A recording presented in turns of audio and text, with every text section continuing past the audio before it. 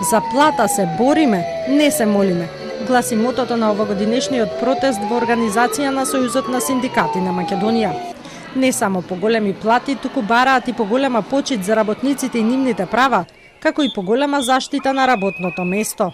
Денеска дојдовме да им кажеме дека по нивните податоци, по податоците од управата за јавни приходи, пола народ работнички во Македонија живее со плата под 600 евра.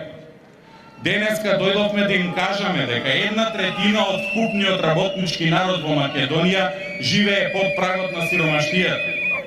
Денеска дојдовме да им кажеме дека тоа што го прават не е доволно.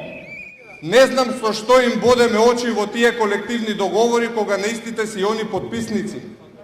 Не знам зошто сакаат да биде македонскиот работник најсиромашен во Европа и во светот.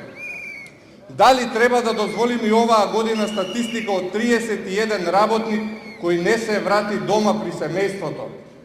Стоиме цврсто на нашите барања, а тоа е почитување на колективните договори, почитување на пресметката за плата согласно коефициентот помножен со минимална плата. Бараме во најбрз можен рок да започне почитување на колективните договори и достоинствено вреднување на трудот на вработените во секторот образование. Бараме достоинствена плата и достоинствено вреднување на трудот за вработените во детска заштита.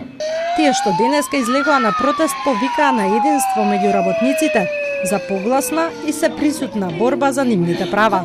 И работниците треба да се борат за себе, тоа е.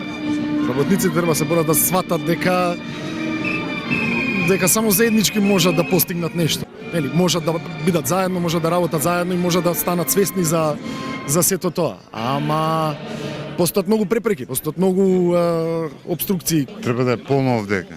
Немаме права, немаме услови за живот, немаме работа. Ако немаме работа, не принудува да работиме за минимални средства, што не можеме да преживееме. Сите работници едноставно обединете се и борете се за зачувување на своите работнички права.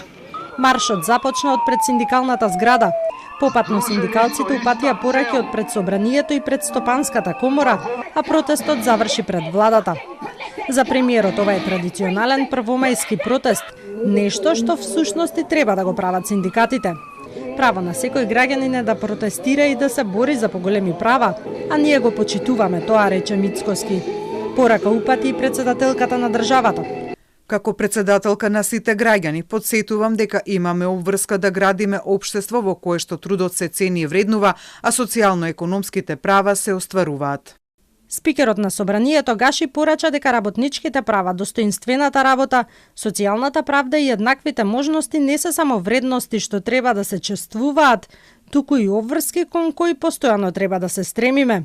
Борејќи се за минималец од 600 евра и за почитување на правата кои што веќе се стекнати со колективниот договор, само годинава ССМ организираше 5 протести и 3 пати ја блокираше работата на институциите, а без успех завршија и преговорите во рамки на економско-социјалниот совет, кога владата, работодавачите и синдикатите не се договорија за вонредно покачување на минималната плата.